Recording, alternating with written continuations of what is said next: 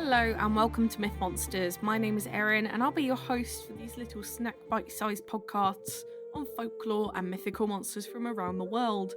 These podcasts focus on the actual cryptids, folklore and mythic monsters from global mythology rather than focusing on the full stories of heroes and their big adventures. I'll also be dropping in some references that they have to recent day culture and where you can see these represented in modern day content so that you can learn more and get as obsessed as I am about these absolute legends of the mythological world. Happy December! It's the last month of the year and it's getting really chilly over here in the UK, so we're going to be covering our much warmer mythology over in Arabia this week by looking at the Fearsome Rock. What is the Rock, I hear you ask? It's not Dwayne Johnson. Well, it is, but in this context it's not. It's a legendary mythological bird from Arabian folklore. This giant bird is said to be one of the oldest in existence and the largest bird to ever grace the planet. It is usually described as a white or tawny coloured bird with a wingspan of at least 48 feet, with feathers as big as palm leaves that could block out the rays of the sun in an almost eclipse kind of state onto the earth. It was such a massive creature that its eggs were said to be over 150 feet in diameter, and it's also very similar to a modern day eagle in the way that it looks. So just kind of imagine a Lord of the Rings style bird that rescues people from Mount Doom in the end but didn't give them a lift at the beginning. I will still never forgive Tolkien for that. Traditionally, Rock would only land on the mountain Kaf, which was considered the Arabic centre of the world. Now you're probably thinking that you've never heard of a geographical mountain called Kaf. Well, buckle in, I'm going to tell you all about it. Mount Kaf is a legendary mountain within Arabic folklore, which doesn't technically have a location, so to say, within world geography, although we know it's considered to be in the Middle East. It's said to maybe be in the Indian Ocean, far out to sea, but from all accounts it's not actually been found yet.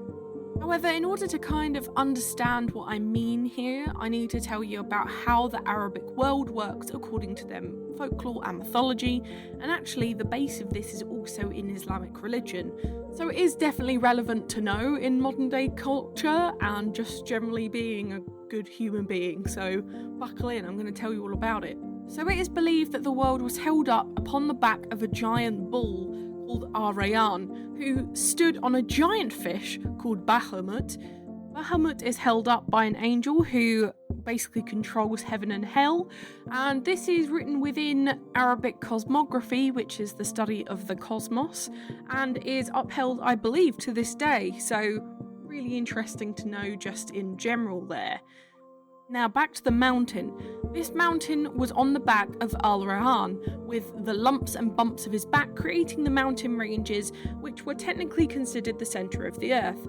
However, these mountains weren't made out of flesh, bone, or even rock for that matter. They were made out of emeralds. The rock would make their nests and lay their eggs up here on the mountains. Alongside this, it was also considered the home of the Jinn, which we'll cover in a later episode. There's so much content surrounding them, but they are the actual mythical version of a genie that we would call in a westernised way, but were considered to be very evil spirits. Again, we'll get into those later. They're a fantastic Arabic mythological creature, so bear with. Anyway, back to Rock. This is one of the rarer monsters that would actually be kind of in abundance. They were not rare, and there were generally loads and loads of them in the time. They laid eggs, mated, so they were generally a bit of a terror, and they were just everywhere. And they were a terror because they were only really talked about within myth when they were causing a bit of a ruckus. So it was so big that its diet was mostly large animals. Its favourite snack being elephants it would pick up from the coast of Africa. That's how big we're talking this bird was, and considering that most elephants weigh around 3.5 tons, you can see how terrifying this must have been. And they did also terrorise people, tear them in half and share them alongside all of their chicks, but we'll get onto this kind of in the next section. The name Rock is actually the anglicised version of Ruk, which is spelled R-U-K-H, which is the original Arabic spelling. However, Rook doesn't actually mean very much, it's really just considered the name of this bird, and even when I looked this up in Urdu, it's the same meaning, big legendary bird. However, in English it sounds a lot like Rook, which is a little bird from the raven family called corvids, But I will say this, as it apparently has no connection to the way we pronounce it or what it's called, but we as English-speaking people can at least grasp that it is a bird within that kind of family species, all that kind of stuff. This monster is believed to have existed between 1200 and 1500 AD, but the origin story actually started in India in 39 AD. In two different Sanskrit epics, the original tale was that of a battle between the sunbird Garuda and the serpentine Naga, both of which we will cover another time. The story was very descriptive and said that Garuda carried off an elephant that was fighting a crocodile. This started the original myth of having these absolutely massive birds, and throughout Arab and Persian history, the rumours of a huge bird capable of carrying off an elephant was retold through the ages.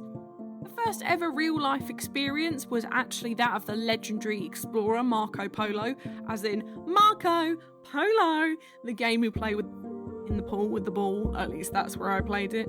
Anyway, he was Italian, and describing his trip around China back in the 13th century, he described this huge bird that attacked people, and is actually given a lot of credit for spreading the original myth, but here's an extract of what he said in his account. It was for all the world like an eagle, but one indeed of enormous size.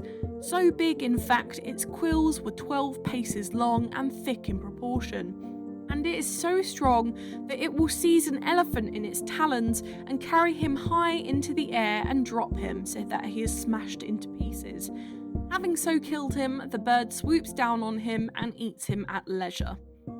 The Rock was also famously featured in 1001 Nights, which was a collection of short stories from Arabic literature in the 1700s. If you've not heard of them, they're also called Arabian Nights. It's a really famous bunch of stories, highly recommend if you haven't already listened to them. It contains stories of heroes such as Sinbad, and that's who we're going to talk about here for a little bit. One story describes a rock carrying Sinbad to safety after he has a shipwreck in the middle of the ocean. He says that it carried him so high that he could no longer see the earth. He actually tied his turban around the leg of the rock to keep himself on too, which is pretty good thinking if you ask me. I generally wouldn't think of that. Another story in this collection is that of Abd al-Rahman, who landed in Madagascar and his crew destroyed a rock egg and then decided to eat the chick to survive. And if you think these are 150 foot across, they're absolutely massive eggs, and you can imagine the size of a ship crew. I imagine that's going to do the job. However, then the rock parents came, found that it was eating the egg, and chased after them, destroyed their ship with gigantic boulders that the rocks picked up and dropped from nearby mountains. And honestly, I kind of get it. I get their motivation. Since then, there have been quite a few sightings of the bird mentioned in older travelling accounts, but all of which are believed to be exaggerations of now extinct birds. Speaking of which, the best explanation that we can give to the rock is that of the Malagasy crowned eagle or the Aepyornis elephant bird from Madagascar, which were like massive Jurassic-sized birds who could not fly, kind of like an emu or an ostrich nowadays. Or it could have been a Huss seagull, which is another extinct large bird from New Zealand that could fly and would hunt larger birds such as the cassowary, emus or moa, the last of which being another extinct bird. It's really sad actually. I've talked about all of these extinct wiped out species in the last few minutes, and it just makes you so unbelievably sad how many are just gone. But either way, all of their wingspans were about 9 foot long, so they were huge birds, and their eggs are still in museums all over the world today. The best subjects being the Aepyornis eggs in the Paris Natural History Museum. Why in Paris? I don't know, probably something to do with colonisation somewhere, but they're there if you want to see them. Anyway, we can swiftly fly on to cultural significance, and in art there are actually some really gorgeous drawings of these, such as Elephant Carried Away by Rock by Johannes Strandus in 1590, Rock by Edward Julianus Detmold in 1924, The Rock by René Bull in 1912, and lastly, The Merchants Break the Rock's Egg by Gustave Doré in 1865. For movies, there are only kind of a few for this one. We've got Sinbad, The Legend of the Seven Seas, The Seventh Voyage of Sinbad, Aladdin, which is the 2019 version. Apparently you can see a rock in the background whilst they're flying over Agrabah, and The Magic Crane. In more modern TV, you can see these in My Little Pony Friendship is Magic, Aladdin the Animated Series, and also strangely in Digimon. And there are a lot of Pokemon based on legendary birds, so Pokemon is going to be in there as well. And would you believe it, they're actually in a bunch of video games, such as Age of Mythology, Legend of Zelda, Final Fantasy, World of Warcraft, God of War, Golden Sun, Dwarf Fortress, Sonic and the Secret Rings, Skies of Arcadia, Pokemon, Shin Megami Tensei, and Soyuki Journey West. For my book recommendation this week, I would really recommend the Oriental Storybook Arabic Folktales collection of Tales of East by Eleanor Grant. And generally, I would really recommend getting your hands on a copy of Arabian Nights. It's still a fantastic bunch of stories by a bunch of authors in the Middle Ages, and it's still a really great read. And if you're a fan of Sinbad, I grew up watching the animated movie. I absolutely loved reading these back and actually being able to put context to the stories I grew up hearing about. Now it's time for Do I Think They Existed? With this one, I'm gonna say possibly. I know it's rare. It rarely happens that I say yes, maybe this did exist. But I say this because there is proof of gigantic types of bird roaming the earth, both winged and walking. I saw a cassowary for the first time in real life when I went back to Edinburgh Zoo in September, and I don't think I've ever been more scared of a bird in my entire life. They look like actual dinosaurs. 10 out of 10 would not recommend. They are just terrifying, and they can just kill you. They're savage. But yes, I think this one has the possibility of being real, and honestly, we do have some pretty big birds that still wander about, like ostriches, like emus, and all of that, but nothing compared to the size of this beastie. And in reality, much like most of our giant Jurassic animals, they just can't keep up with their own appetites. Can you imagine how long it would be to take apart an elephant? No, thank you. I'll stick to my Deliveroo, thank you very much. Also, it's worth just mentioning this part that this bird is very similar to the token legendary birds from other mythoses as well, such as the Native American folklore, the thunderbird, and the Greek phoenix. They've never truly been proved to exist, but actually there are some little hints of fact in the stories there. Obviously, both of these we're going to cover. I feel like I don't need to say that anymore. If we haven't covered it already, it's going to be covered either way. I thought that was actually a pretty cool monster. I'm glad we covered that one, and it did make me feel a tiny bit warmer during the very cold December month here in the UK. I can happily say that we're going to have another special for the holidays going live on the 23rd of December.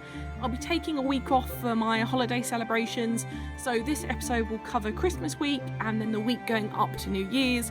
So then the next episode will be back in the new year is on the 6th of January. Next week, we're going to be heading back over to the east and looking at the cute little moon rabbit from Chinese mythology as the weather gets a bit colder and it gets cozier and you want cute things. So get your telescopes ready and join me moon watching next Thursday. For now, thank you so much for listening. It's been an absolute pleasure as always. If you enjoyed this podcast, please give it a rating on the service you're listening on. I've got the Twitter for any questions or suggestions on what monsters to cover next, and I'd really love to hear from you. The social media handles for TikTok and Instagram are Myth Monsters Podcast, and the Twitter is Myth Monsters Pod. All of our content can always be found at mythmonsters.co.uk. You can also find us on Good Pods and Patreon if you want to help me fund the podcast. You know, if you feel like it, that would be great. But come join the fun, share this with your pals. They might love me as much as you do. But for now, stay spooky, and I'll see you later, babes.